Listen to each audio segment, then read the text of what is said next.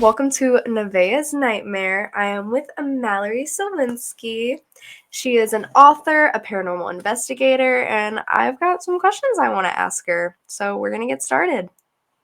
Cool. So, you're a co-founder of a publicist. Talk a little bit about it. It's Dark Village Publications, right? Yep. So it's Dark Village Publications is it's our independent imprint, and we specialize in dark fiction. Mm-hmm. So that falls into the realm of like horror or dark romance, but usually it has a twist of some kind. Okay. We started it with a bang. Mm-hmm. we launched an anthology over the summer, a dark fiction anthology actually called Dark Village. Kind of our namesake baby there. Had 27 authors from around the world submit horror stories, and it was really well received. It's fun. They're fun horror stories. Mm-hmm. And we enjoyed it so much. We actually, today is this filming day. I'm not sure when this airs, but as of today, this is the final day of the submission window for our next set of anthologies. Nice. So we're doing another one of horror, but we also branched out into kind of the spicy side of life, and we're doing an anthology of smut. Ooh. 18 okay. plus only. Yeah. So, but it's been fun, and that's kind of, we have like a branch. It's Dark Village is like our main stuff. It's like our full length novels. I have one coming out on Monday called Desperate Creatures, and that'll be under Dark Village. And then anything that kind of goes that other spicy side is under the Dark Village Midnight imprint. Awesome. I know that you've written some books as well. And I know that you've written Making a Friend with Ghost. And then I kind of wanted to ask you about your kids' book that I saw that you wrote. I have it somewhere. It's Making Friends with a Ghost. No. What was the name of the kids' book? The Roasty Toasty Ghosty. Yeah. I wanted to ask what your inspiration was for writing a kids' book. So that was actually just a kind of a jokey book I wrote for my son when he was, oh my gosh, 4 or 5. He's turning 9 next week. And you read so many books as a parent, and like, if you're as silly as we are, we kind of like, you put your own spin on it. And there's a book called The Wonky Donkey. And it's cute. It's like a funny rhyming book, and like each page builds on, it's meant to be read aloud. My kids are obsessed with Halloween. Wonder where they get that from. No clue. And yeah, so I made like a ghost version. And then after I had my book published, I wanted to teach myself how to publish my own, because going forward, I wanted to do my own publishing. So I was like, you know what? I'll illustrate the Roasty Toasty Ghosty, and I'll put it out there. So nice. Well, I thought it was really cute. What about Making Friends with a Ghost? Making Friends with Ghosts is my first book. And that's what I call like my heart project. That was kind of born from my struggles with postpartum depression and kind of like some childhood trauma, kind of working through that. And then everything kind of came to a head when my son was born. I had a really difficult time with postpartum depression. And I wanted like a holistic way to get better, to heal. And oddly enough, what helped me was getting into paranormal investigation. It let me see like another side of the world, and it made the world feel like magical again. And I think more important than that is it gave me community back. I met like all my best friends are now from the paranormal community, except for maybe 1 or 2. And there's something special about friends who just, when you connect on like the weirdest parts of yourself. Yeah. Like you have an interest with someone, but it's like a weird interest that most people wouldn't have. Yeah. And so just have a special connection. Yeah. And it's hard because it's hard to broach that with people already who are like normal. Yeah. So that book, I ended up just writing I loved writing down all my experiences and what I learned. And I also found that a lot of paranormal books, even the how-to books, were like really esoteric, like Mhm. gatekeepy. They use lingo Mhm. that like you're just supposed to know or kind of feel stupid asking. So I tried to like break common theories and tactics down a little bit, not dumb them down, but just like come at them with like a level head. Mhm. Um, and I kind of, I rag on orbs and I say why most orbs are not ghosts and stuff Yeah. like that. I kind of like, I shoot straight. And I wrote the book, like how I investigate. So, Mhm. That's awesome. I know when I was listening to your presentation at the conference that you were talking about how you live near Penhurst, and that yeah, was like your first experience was with a group that was going there, and that you had said later that you had been back a few more times. What yeah. experiences have you experienced there? Well, my first experience was actually at Fort Mifflin. Mhm. And that's by Philadelphia, but I've been to Penhurst several times. It's like literally like 15 minutes from my house. Um, Penhurst is weird to investigate because I'm trying to think, how do I say this diplomatically? It's very expensive to Mhm. book in the size group that you need to investigate because I think that you have better experiences when there's fewer people. Yeah. Um, so I've been on several group like public investigations, which are fine. Some were better than like better scheduled than others. Um, you know, the first time I went, we didn't really have any like crazy experience.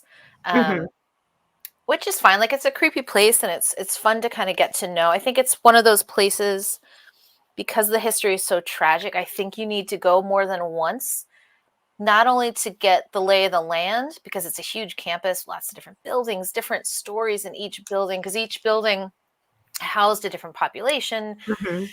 You can get into the medical, you can get into kind of the group housing for the nonverbal patients. There's a whole courtyard. Some of the buildings are no longer there, like the hospital building's fallen apart. I think dietary is gone. Um, I've been there for a paranormal convention. Mhm. I went for a pretty well organized investigation there, and we caught, I would say, the one really significant piece that we caught was a nonverbal EVP Mhm. because you have to understand, like, if you're investigating in the nonverbal building, you're probably not going to get a coherent, you know, English perfectly phrased response. You may just Yeah. get a grunt, and you have to think like, okay, well, maybe this is how they communicate. In that same instance, while during that session, my friend who was terrified of being there, it was her first time investigating ever, like, come to Penhurst. It's like a behemoth, but whatever. Mhm. And we had a camera facing us from across the room, and we each saw kind of like a shimmer of light form. And I kind of didn't say anything because I'm kind of trying to like figure it out. And she's like, "Did you see that light?" I'm like, "I did see that light." But I kind of instantly dismissed it because I Mhm. was thinking, oh, maybe it's light coming in. But we kind of checked out where the lights from the windows were coming in. There's no major roads Yeah. outside unless someone's just pulling into the parking lot. So that was significant, but I won't say that Penhurst is where I've had like my holy moly moment. Yeah. So Yeah. where is it that you would say you have had your holy moly moment? I know that you have talked about the headless ghost, the full figure. I want to know Yeah. all about it. Oh man. So in March or April of 2021, we went up to, I say we, I had a partner, like a investigation partner at the time, and we went up with a group of our paranormal friends to the Shanley Hotel in Napanoke, New York. And Mhm. it's like the sleepy town in upstate New York. It's like a 5-hour drive from here, I think. And that night, I mean, the building was many things. It was a private home. It was a hotel. It was a brothel. It was there was like a home with like a hair, like a barber, Mhm. like a hair salon on one side. So we went and you break into sessions and you do kind of 45 minutes here, an hour there. And we took one break between sessions, and we're in the safe room, which is like just where you put your stuff. It's not like, it's just another room in the hotel. You Yeah. call it a safe room. It's like a mental thing. And we're all kind of grabbing a snack, and it's a long room. There's some tables and chairs and whatnot. And I'm just hanging out with my friend. We're chit-chatting. And I'm kind of like, you stare off in the distance, just zoning out. It's like 11 o'clock at night. And I watched a figure just go whoop, straight across from, there's a mirror scrying room, straight across into the, what was once the gentleman's club, but is now like kind of a dorm style sleeper room. There's like Okay. 6 beds in there. And I was like, what the hell is that? What the hell is that? And I'm like, and I'm already moving toward it. No one Yeah. else has seen it, of course. And I'm like, and I had set up a camera in that gentleman's room. And I was like, please, like, what are the odds? And there's nothing on the camera. Yeah.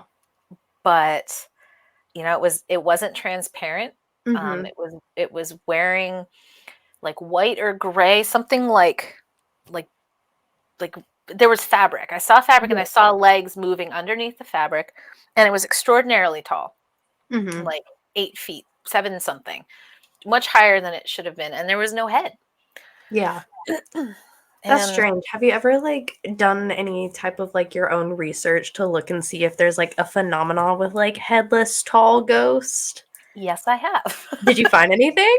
So I found various things, and like, you know, it's people are just assume that like when there's a murder, there's going to be a ghost, right? Right. So when people see a headless ghost, they're like, oh, well, someone is obviously decapitated. It's like not necessarily. Yeah. A So ghost is just kind of whatever it wants itself to look like. yeah. Or so I wrote an article for Haunted Magazine. I think it's sitting in their archive somewhere. It'll probably never get published. But I went down a whole rabbit hole for Mm-hmm. this idea. And what I've kind of landed on is that it takes a tremendous amount of energy for a spirit to make any kind of contact, right? Mm-hmm. So, like in theory, if we're going to follow that theory where like a spirit would need to borrow energy from somewhere, there's only so much to go around. It's only going to take as Right. much as it needs. It's not going to like manifest extra things it doesn't need because it needs all the energy it can to like have that moment of Mm-hmm. manifestation. So, I kind of am thinking like, well, if it's a residual spirit, meaning it's a spirit that just kind of does the same, because well, obviously it didn't have a head, but like it didn't even seem like it cared that we were there. It's just kind of like Yeah. whoop, straight across in a normal hallway that was there at the time. So I'm thinking it was just something following a path. It might not have Yeah. even been sentient at all. It's just kind of like and I'm like, okay, well, like why would a non-sentient spirit need a head? You know what I Yeah. mean? Yeah. You get into like tricky territory with that theory because you're like, Yeah. well, the brain controls the legs, blah blah blah blah blah. I I don't know, but if know. you're a spirit, do you have a brain or legs? I don't know, but I saw legs, so it's kind of Yeah. It's just it's like, that. what did this spirit, how much energy did it need for that one moment of time just to walk a few feet? I don't know, and I'll tell you what. I really think that I always joke. I was in Boston this past week, and I was on an investigation, and I was telling someone this story, and I was like, I swear I was the battery that night, because I was the only person who I experienced like 3 major phenomena that night, and I was Mhm. the only one who experienced those things, and Mhm. I was exhausted by like 1 o'clock. I was like, True. I'm done. I mean, you said that when you were in the hallway, you were kind of just like zoning out into space. Like you were just Hmm. kind of like just sitting there, like not doing nothing. So, I mean, whatever energy you had, it could have just been like, shoop, I'm going to use Yeah, this because you're just sitting there zoning out into space. You're not using any energy. I was zoning. I was staring right where it happened. Like it's kind of like I don't know how to describe it, but it's like, what are the odds that I was zoning and that I was staring Mhm. exactly where it happened? Like it didn't catch my eye and I moved it. It's like I was already looking there. So Yeah. I replayed the moment so many times because I instantly thought it was someone playing a prank. Yeah. I was like, what a jerk, what a jerky place. Like they're messing with us. So I like booked it because I wanted to catch this person and be like, what the Ha, hell? Like, gotcha. Yeah. yeah. And there's nowhere for them to go. And like, again, I always say, like, if it wasn't me telling the story, I wouldn't believe me. Yeah. Not only that, I mean, who all do you know that's like over 7 feet tall? Oh, and Yeah, even if they had stilts on, you'd be able to tell they had stilts on. Stilts I aren't know. easy to walk in. Yeah. And So, and it was just a flash of a moment, but I'll never forget it. And like, yeah. I think that's how I open. I think that's my first chapter in making friends with ghosts. Like, Mhm. it was just, I don't know. And after that point, it's kind of like, well, you can't unsee that. Okay, so now you have Yeah. to factor that into like your Everything you've experienced in your life, it's like, whoa, now there's a ghost story in there. now there are ghosts Yeah. who don't need heads. Okay, like, so you have to kind of shift everything around to make Yeah. that fit your new reality. Well, I mean, it's just we all have that one experience, whether it's paranormal or what, that you're like, "Oh, we have to add it into our life now." Yep, this is okay. Um, you had also talked about you got mad at a ghost because you were sleeping and it woke you That up and you got mad at it. Listen, Me I'm coughing. So too, it's okay. it was the same night. It was the same freaking night. So Mhm. after I saw the apparition, like an hour and a half later, we did a double SD session and I got another amazing piece of evidence. Like, I heard something I have never heard through my spirit box. Mhm. So then, like I said, I was so exhausted, like early in the night. Like, I had driven 5 hours to be here, was excited for the night. It was all my friends. I knew and trusted everyone there except for like Mhm. one person who had been visible like the entire time, who worked at the hotel. So one of my other friends was also tired, which is great because I didn't want to sleep by myself in Right. this room. So we went into the Rose Room, which is on the second floor in like the main hotel part. And she took the double bed, and I just plopped onto the single bed. Man, I was like out. I was out cold. And hours later, I heard at the time, the wooden floor creaking, like unmistakable footsteps coming Mhm. toward me. Mhm. And I remember thinking like, oh, I didn't hear the door open. That's weird because it's an old place, rickety, everything. Yeah. And one of our other friends was going to sleep in the bed with my friend, like just a bunch of Mhm. girlfriends, like sleepover. And I was like, that's weird. I didn't hear her open the door. And then, like, I just remember, I sometimes I get this feeling at least in my stomach. I've learned to kind of recognize it. I don't know if it's intuition. I would never call myself like have any kind of clair ability, but and I was like, We wait get a it. We minute, get gut feelings. Yeah. gut feelings. Yeah. And I remember going, wait a second. And I was like, this thing's coming right toward me. And I was like, had my like sleeping bag and I'm facing the window and I didn't open my eyes.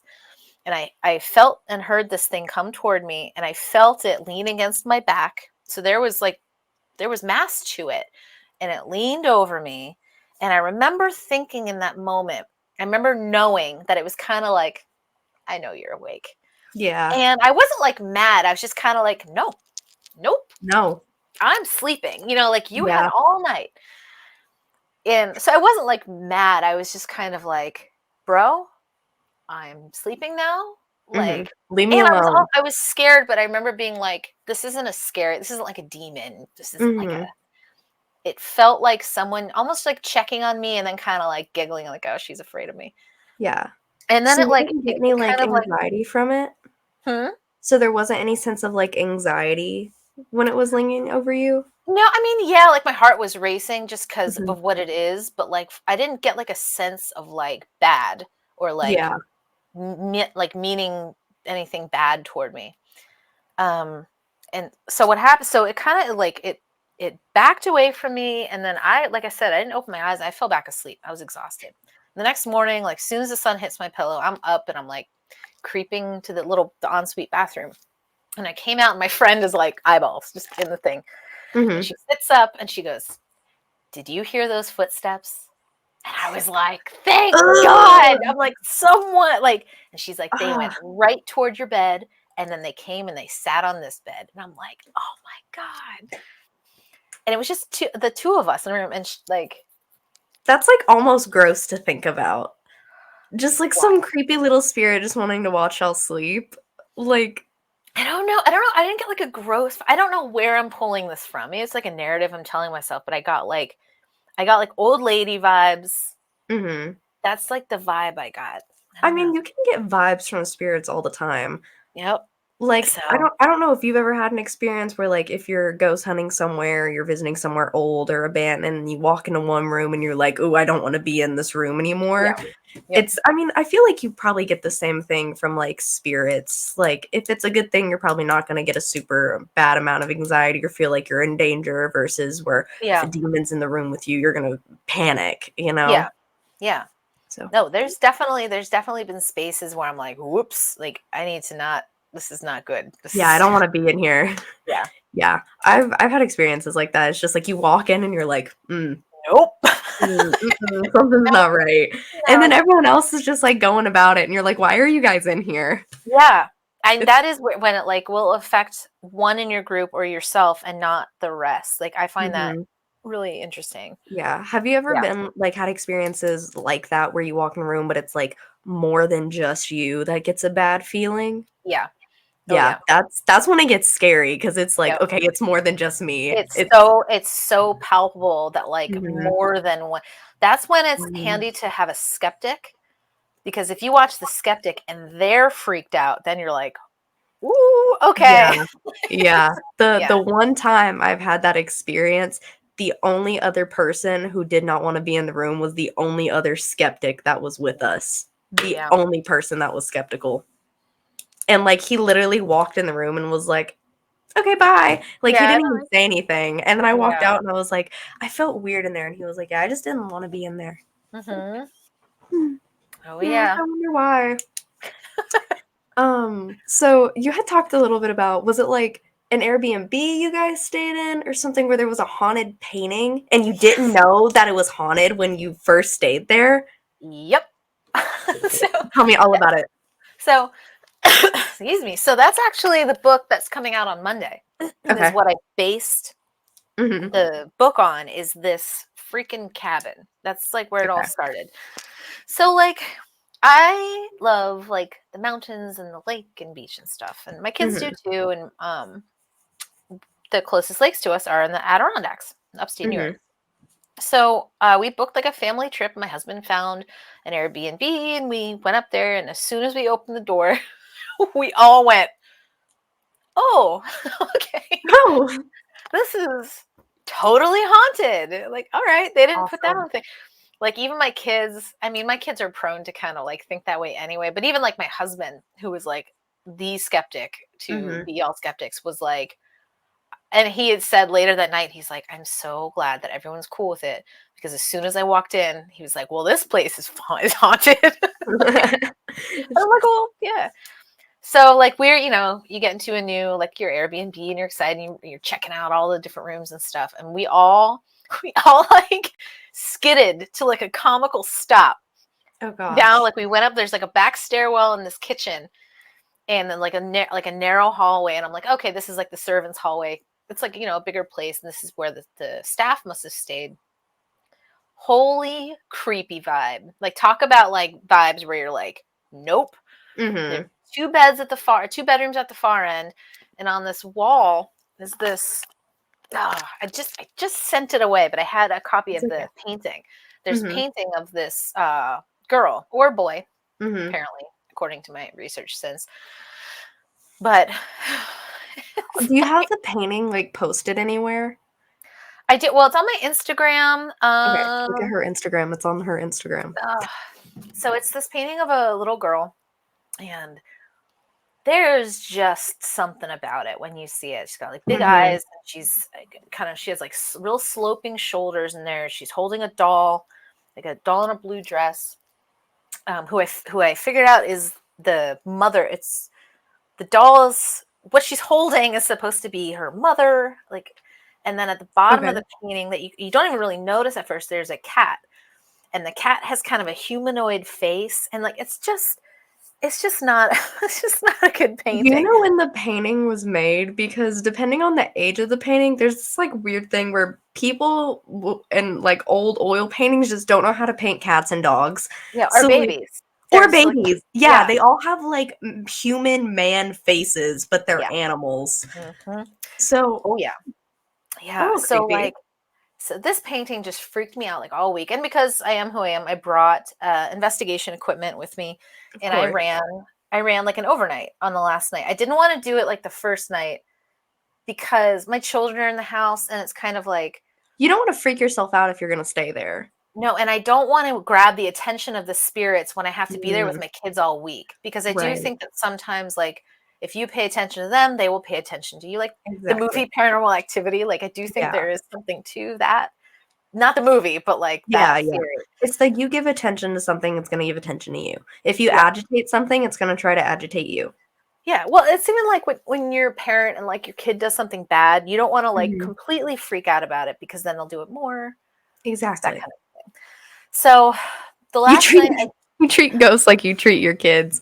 hey man, You gentle I parent the I'm ghost. a mom. Like, it's like I use all of my skill set to I investigate. imagine one day you're just gonna walk into a room and there's like plates and stuff flying, and you're like, "It's okay. We need to talk about our feelings." Oh It no, I'm not that gentle of a parent. I'm like, clean Oh, this God. up. Clean up this glass right now. Who do you think you are? Yeah, I don't know. Yeah. But so I ran that, and then the next day around 3 o'clock in the morning, I got some EVPs of like some whispers, footsteps, and I'm like, okay, Mhm. there's something down there. Um, so we leave. It was like a nice trip. Nothing like weird happened. No one got possessed. No anyone climbing up the walls or anything. Awesome. Yeah, always good. So Always. like I get back and I'm talking. I have like, group chats with my paranormal friends, and we're chit-chatting about Dana and Greg Newkirk's traveling museum with all their haunted artifacts. Mhm. And I'm like, oh yeah, I haven't like let me scroll through that. I'm scrolling through and my like blood runs cold. And it's the freaking painting from Mhm. the cabin.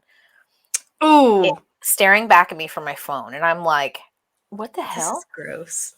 And so I'm like, oh my God, like that's the painting that I just Mhm. posted about on my Instagram because it was so freaky.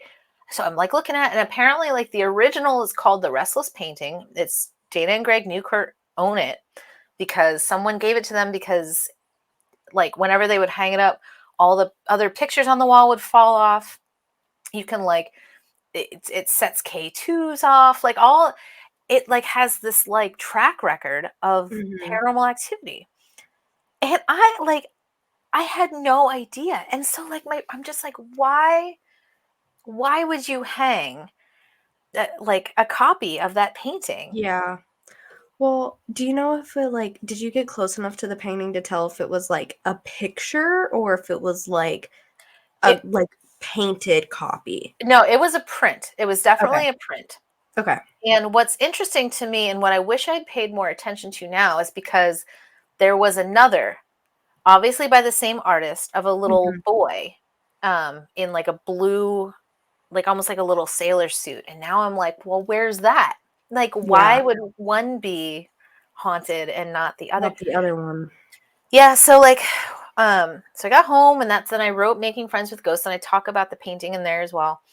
And then when I started to write fiction, I was like fishing around, and I'm like, I really miss writing, but like I need to like incorporate something from my real life to give it like some meat. And I'm like, you know Yeah. what? I can totally set out an entire story based in this haunted cabin. So in Dark Village, the anthology that we put out, Mhm. I wrote a short story about that painting. Mhm. And then I took that short story and built that into like a full length book, though they end very differently. Like they're Mhm. two totally different stories. But yeah, so that one painting has been in three of my like published stories now. I mean, it's a good enough you've got enough history with it. Yeah. So, I mean, that's kinda weird. You definitely have to be, like, on the lookout for the blue like, the little sailor suit boy now. No. Well, we're thinking If of you going back ever to those come stories. across it if you ever come across the blue one, just, like, without thinking about it, like, you're not on the hunt for it and you just come across it, you have to text me and let me know Just start because crying. that would be terrifying. Nevaeh! What, you know what's gonna happen is I'm gonna see it today. Like it's gonna be Do not jinx yourself. it'll be like in an hour from now, and I'll be like, oh my God, Oh my god, there it is. it's What all do I over. do? Oh my gosh. Um, I know you had briefly talked about Poltergeist at the conference, and I want to talk a little bit more on it because Poltergeist experience isn't something that's very like, I don't know, it's faked a lot. There's a lot of controversy behind it a lot. Oh yeah. Just kind of want to know your thoughts and if you have had any even minor Poltergeist experience. Yeah. So, my one single poltergeist experience was at the Hinsdale house, Mhm. also in That's what I was upstate New gonna York. ask about next. You Oh, beat me okay. to it. Well, there you go. So we kind of settled in, and I have various opinions about the Hinsdale house, but once we were just the five of us, it was like me and four of my closest girlfriends in the paranormal. Um, Mhm. my one friend, let's call her Fiery. She Okay. was standing and giving kind of an impassioned speech. And I do this, but she really wasn't doing this. She just like she knows history Mhm. very, very well, and she gets very fired up. So there was a lot of emotion coming out of her. Not all of it was very happy. She was a little annoyed at like some things that had been gotten wrong, etc., Mhm. etc. She, in the middle of her impassioned speech, a painting, little like I don't know if it was a painting or a photo, but it was a framed piece of art in the bathroom behind her, flew off the wall, hit the light switch on the way down, and smashed into the sink. And we're all 5 seasoned paranormal investigators. No one was recording. Ugh. All but five of y'all. but we have since it's like sometimes I think that's the key. Maybe if we Mhm. were recording it wouldn't have happened. But that Right. is really the only time that like something has moved on Mhm. and that we could not explain because we like hung it back up and we're stomping and like she didn't hit anything. She didn't even hit the chair. She was like standing in front of a chair. Mhm. She didn't hit anything, but she definitely was putting out emotion. Right. She was putting out energy, right. Yeah, and so poltergeist activity is like you said, it's super controversial, not only because it's faked a lot, but because of how people want to define it. People are like obsessed Yeah. with defining things. Yeah, I literally didn't even know what, like, a poltergeist experience was, like, considered Yeah. until, like, a few years ago. Because, No, like, it's you hear poltergeist and you're like, "Oh, ghost," and you hear yeah. poltergeist and you're like, "Oh, demon," and you're like, "Oh, Yeah. poltergeist exorcism? Oh, no, things are being thrown? Oh, they're talking?" Yeah. Yeah. So it's like so it was funny. So when I was writing that part of my book, I put out a poll in my Instagram Mhm. stories, and it was like, "What do you think a poltergeist is? Is it the activity itself? Is it the activity? Is it the name of the spirit itself? Or is it both something else?" And I kind of preface it by saying, yes, we all know that poltergeist is German for like noisy spirit, right? Right. I have never gotten so much engagement on like an Instagram poll before. Yeah. People were like, people I barely talk to. This one like famous musician who messages sometimes because he's like super Yeah. into like paranormal stuff. He messaged like 7 times and he's arguing with himself.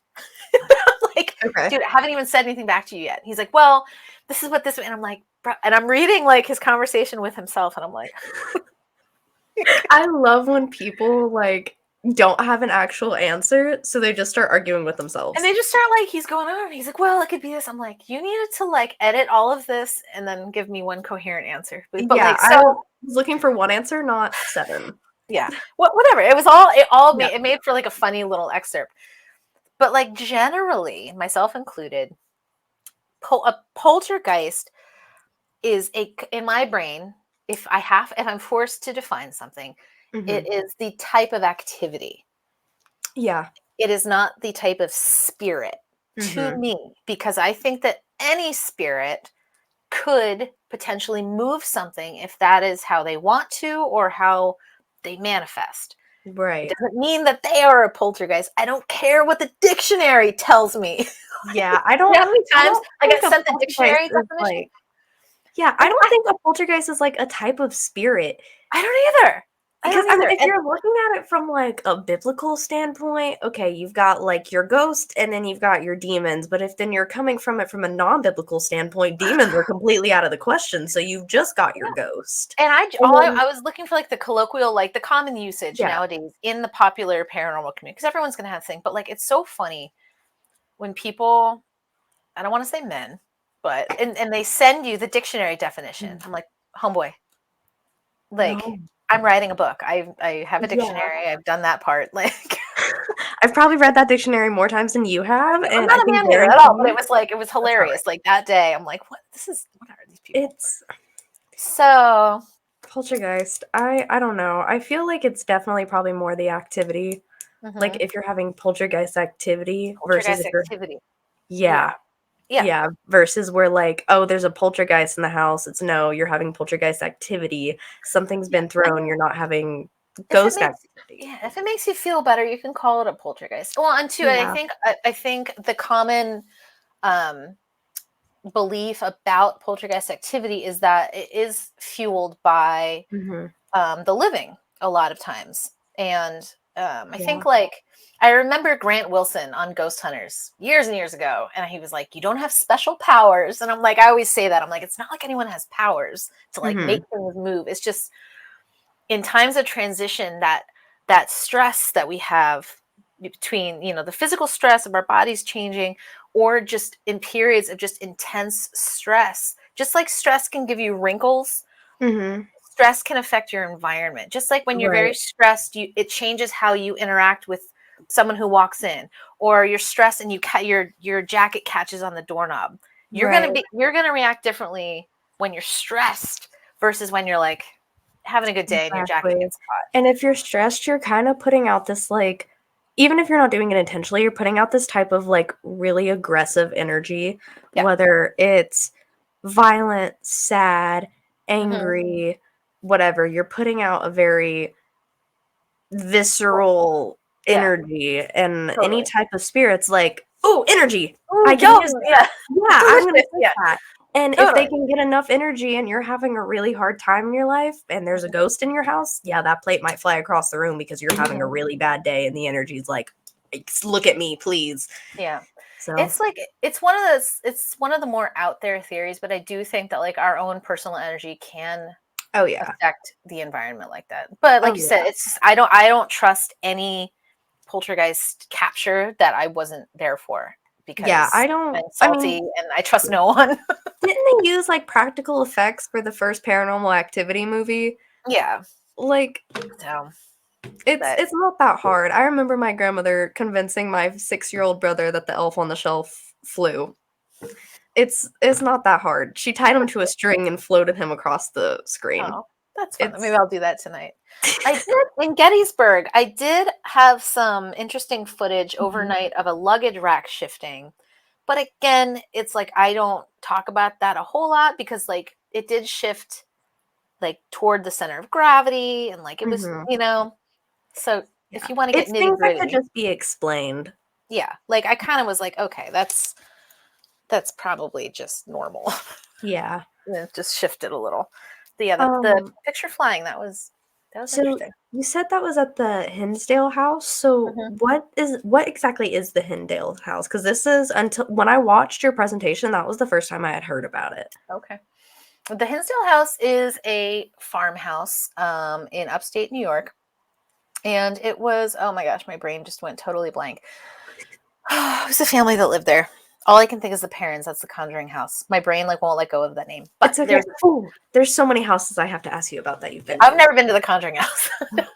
I was just up north, but I didn't go there. There's so many Um, houses that people consider the Conjuring house. I don't know which one is actually the Conjuring house because I've the seen like house, 3 that are the house labeled. on Round Top Hill, or oh my god, my friends would make so much fun of me right now. But it's like if I haven't been there, like, I'm kind of like it It's doesn't. I don't retain it's that stuff. okay. Anytime I look up like Conjuring on YouTube, it's like I visited the Conjuring house. It's like 6 different houses that are Really? labeled the Conjuring house. Yeah. Oh, it's the I house on Round Top Hill or Round Top Road, or the one there was just a fire in the barn in the back. I'm gonna have to do more investigating, I guess. Okay, but the More one research. owned by Corey Heinzen until very recently. Okay, okay. I know which one you're Madison talking about. Heinzen, she's got like a mega following on. I know who you're talking about now. Okay, yeah, Yeah. I know which one that is because I've seen one that was like one out in the woods in the middle of nowhere. I think that someone just said Conjuring because the Conjuring movie and Oh, Ghost like it and just reminded stuff. me of it. Yeah. Yeah, The Dandy family. That's what the Candy name just Family. came to me. The Dandy family lived in the Hinsdale house, and they claim to have all kinds of experiences in like the 70s. And they, the wife of, the wife and the mother, she wrote a book about all of the, oh my gosh, when I was writing it's all in the reference section of Making Friends with Ghosts. I swear I did my research. Check the reference section. Yeah, the reference section has all of these things. And they would hear choir music in the woods. There's stories about the pond on the property, the woods on the property. Um, it was pretty quiet for us that night. There was this very strange moment. We all thought we heard something upstairs. So we went upstairs to the, like, what I guess is like the master bedroom.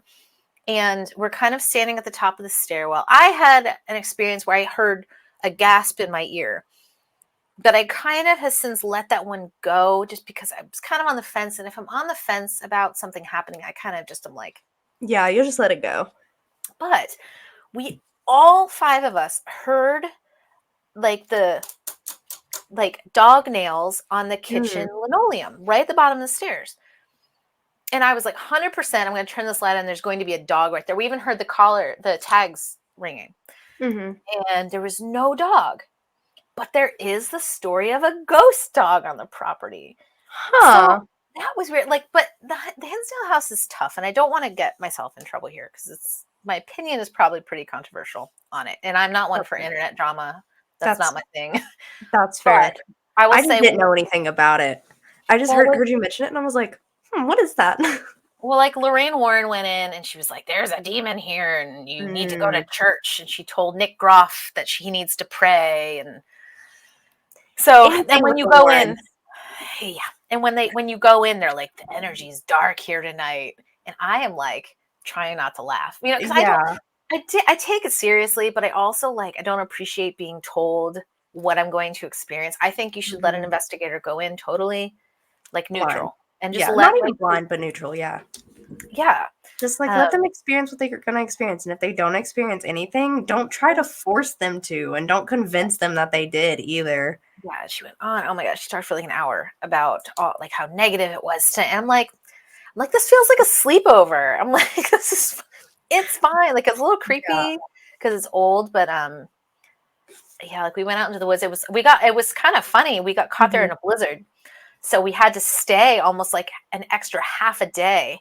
Oh So we were all gosh. just like hanging out at the Hinsdale house, like in our Awesome, jammies, and just in your jammies and your sleeping bag, just sitting there yeah, drinking your tea. It's like, right, it's a nice yeah. old house. We went over to the Wildwood Sanitarium and investigated the second night, and Nice. yeah, so Adam had told me something about you visiting the Lizzie Borden I house. did. I just had I the need most to know fun everything. weekend. I just had the best weekend up in Mhm. Boston. I went to visit Tim Weisberg and Fall River, and oh my gosh, we just had such a good time. And I was there as a co-investigator for an event he was running on Saturday night at the Emory Estate in Mhm. Weymouth, Massachusetts. But on Saturday, we went to I had a meeting with Joe from the Miss Lizzie's coffee shop, and he's going to carry my books now, and he is like the sweetest Awesome. man, and it's just like he really runs that coffee shop like so respectfully because it has its own, dare I say, more tragic history and on the premise next to the Lizzie Borden murder house. um, and especially coming from my background of postpartum depression. I mean, Eliza Borden suffered from terrible postpartum depression and she murdered two of her children in the Yeah. basement, and then she killed herself down there too. Um, and it's kind of the vibe is that the children have forgiven her and they kind of are just peaceful together, but that they're probably still on the property. And Tim and I were given kind of an impromptu time to investigate down there, and that's also Mhm. the vibe that I got. The Lizzie Borden house next door. Mhm. Again, I'm not one for internet controversy, but I'm sure you've read about everything that recently happened. Mhm. Joe is about the sweetest guy I've ever met, Mhm. and if sides I must pick, then I'm choosing Joe's side Right. in everything that's happened. You can't claim a trademark on American history, an historical No. event. You really Um, can't. You can't really trademark anything. I don't understand why people trademark like graves and cemeteries either, because like that's people have experienced things there. This is people that can't speak for themselves. You can't trademark that. yeah. So most of the majority of my time is spent on the Miss Lizzie's Coffee property. Mhm. Um, I just felt more drawn there. I felt more open to that kind of energy. I feel like Eliza and I could understand her, and I could investigate that respectfully. We did. I won't say what it is, but I think she agrees with the majority on the situation. Mhm. I can DM you later if you want to Yeah, know what tell she me all said, about it. because it was kind of hilarious. Mhm. So we ended up after that we walked around the Lizzie Borden house, but I didn't want to go in. I have too many friends on the side of the right, and I wasn't going to do that. Yeah. But so we went around there, and then we drove over to Maplecroft, which is where Lizzie lived after the trial. And then we went to Oak Grove Cemetery, and we visited Lizzie and Andrew, and then we drove over on the other side, and it's Eliza and her children are buried. And it was just such a special weekend. Yeah. And to have my book there, and that's my first brick and mortar store that is selling my book, and to That's have such awesome. an intimate look at the properties, and just Mhm. to be such a part of it, like it was such a special weekend. I'm just so excited Yeah. about it. Yeah, That sounds really fun. I'm it really glad was. that you got to have that experience. Yeah, it was awesome, and the Did coffee was legitimately good. Really? That's Yes, it's makes it so much better when you go somewhere and you're like, "Okay, this place is cool, but are their drinks good?" yes. Oh my And then god, if they their were drinks are so. actually good, you're like, "Ugh, it's winning." It was awesome. It was great, and Oh, they're yeah. family owned, and like they're expanding next door, and they have some big ideas coming down the pike, and we'll see what kind of That's pans out for them. But yeah, I awesome. think they've got some cool stuff coming. So I'm That's happy awesome. to tag along. Yeah. Bring So, my books. where can people find you? Where can they find your books? Where can they find your investigations, everything like that? So my main home is Instagram. I'm at Coffee Books and Ghosts. I should probably change it to my name, but my name is a little I think it's complicated. cute. Coffee, books, and ghosts. It's like it makes it more like I don't know. It's I'll just make your interest. It's not just like here's my name. Yeah. Yeah. Um, and my publishing is Dark Village Publications. I run that with Carly Latham, who is also a paranormal investigator and author. I'm also on Facebook, and I'm on YouTube, but I don't really post on YouTube very often. I mostly just tag on to other teams who do a better job at YouTube than I do. All of my books are currently available on Amazon. Desperate Creatures comes out on Monday, on December 18th. Making Friends with Ghosts is on there. My kids' book is on there. If you click my name, all of my books pop up on there. Hmm. And my books will now be available at Miss Lizzie's Coffee in Fall River. Awesome. That's Yeah. awesome. Also, you have a link tree on your Instagram that has everything linked on there. Yep. Yeah, make sure to check out Mallory. She's awesome. She's got some awesome stuff. Yeah, thank you guys for watching.